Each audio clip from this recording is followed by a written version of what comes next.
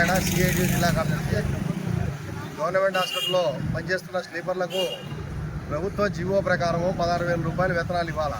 కానీ ఆ రకంగా 16,000 వేతనాలు ఇవ్వడం లేదు. కేవలం 14,000 ఇస్తున్నారు. 14,000 రూపాయల్లో పిఎఫ్ ఇళ్ళ డబ్బులు కట్ అవుతున్నాయి తప్ప కాంట్రాక్టర్ ఇవ్వాల్సిన 13% అది ఆ మెసేజ్ రావడం కానీ ఆ జమ కావడం కానీ ఎక్కడా కూడా కనపడడం లేదు. కాబట్టి వెంటనే వారికి ప్రభుత్వ నామ్స్ ప్రకారం 16,000 వేతనాలు ఇవ్వాలి. అట్లే పెండింగ్లో ఉన్న 4 నెలల నుంచి వేతనాలు ఇవ్వలేదు. వాళ్ళకి ఇస్తున్న అరకొర వేతనాలను 4-5 నెలలు పెండింగ్ ఉంటే ఏ రకంగా వారి కుటుంబాలు బతకాలని చెప్పేసి సందర్భంగా సిఐటి హెచ్చరిస్తూ ఉన్నాము. కాబట్టి ఇప్పటికైనా కూడా కాంట్రాక్టర్ వెంటనే వారి పిఎఫ్ ఈఎస్ఐ సంబంధించి వారి అకౌంట్లలో జమ చేయాలా. వెంటనే 16,000 రూపాయలు కూడా గవర్నమెంట్ జీవో అమలు చేయాలని చెప్పేసి సందర్భంగా హెచ్చరిస్తూ ఉన్నాము. లేని పక్షంలో ఈ ఆందోళన మరింత చేస్తామని చెప్పేసి సందర్భంగా హెచ్చరించదలుచుకున్నాము.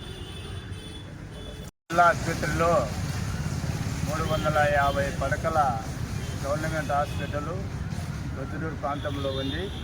దీంట్లో పారిశుద్ధ విభాగంలో 60 మంది దాకా మహిళా కార్మికులు పనిచేస్తున్నారు. వీరు ప్రభుత్వం జీవో ప్రకారం 16,000 ఇవ్వాల్సిందే 14,000 మాత్రమే ఇస్తున్నారు. ఈ 14,000లో కూడా వీరికి పిఎఫ్ ఈఎస్ఐ జమ అవుతుందా లేదా అనేది మెసేజ్ లేదు. ఈఎస్ఐ కార్డులు అస్సలు లేవు. జీతం కూడా ఎప్పుడూ వాళ్ళకు బుద్ధి పుట్టినప్పుడు వేయడం తప్ప ప్రతి నెల వేసే పరిస్థితి లేదు. ఈరోజు ఒక పెద్ద ఏమంటుంది, ఛార్జీకి వచ్చేదానికి కూడా డబ్బులు లేవు, నాకు ఆరోగ్యం బాగలేకపోతే చూపించుకునే దానికి సూపర్వైజర్ను నేను డబ్బులు అడిగితే 200 రూపాయలు నాకు లేదంటున్నాడు. జీతం వచ్చే నువ్వు పట్టుకున్నావు, ఆ డబ్బులు 200 ఏమంటే 200 కూడా నా దగ్గర లేదంటున్నాడు. అంటే ఎంత దారుణంగా ఈరోజు పారిశుద్ధ మహిళా కార్మికుల పైన వివక్షత ఉంది అంటే చెప్పాలంటే చాలా దుర్మార్గం. పనులైతే భయపట్టి చేయించుకుంటున్నారు కానీ జీతాలు ఇచ్చే ప్రసక్తి లేదు. పిఎఫ్ఐ ఈఎస్ఐ కూడా వాళ్ళకు జమ చేయాలా. యాజమాన్యం ఇచ్చేది 13% అస్సలు లేదు.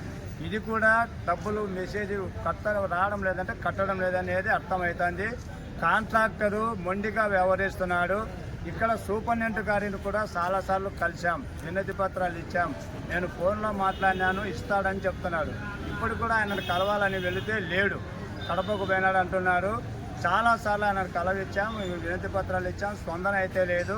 కానీ పనులు మాత్రం చేస్తున్నారు. అడిగితే ఉద్యోగాలు తీసేస్తామని ఒక బెదిరింపు ధోరణిలు కూడా చేస్తున్నారు. పేర్లు లేకుండా వీళ్ళని తీసేస్తాం వాళ్ళని తీసేస్తాం, మీరు ధర్నాలు చేయొద్దు ఏం చేయొద్దు అని భయాందోళనకు గురి చేస్తున్నారు. ఇది కూడా అధికారులకు సరైన పద్ధతి కాదని సిఐటిగా మేము చెప్పదలుచుకున్నాం. భవిష్యత్తులో ఈ యొక్క జీతాలు వేతనాలు ఇవ్వకపోతే రాబోయే రోజుల్లో పెద్ద ఆందోళన చేస్తామని కూడా జిల్లా వ్యాప్తంగా కూడా దీన్ని తీసుకువెళ్తామని ఈ సందర్భంగా సిఐటిగా తెలుసుకున్నాం.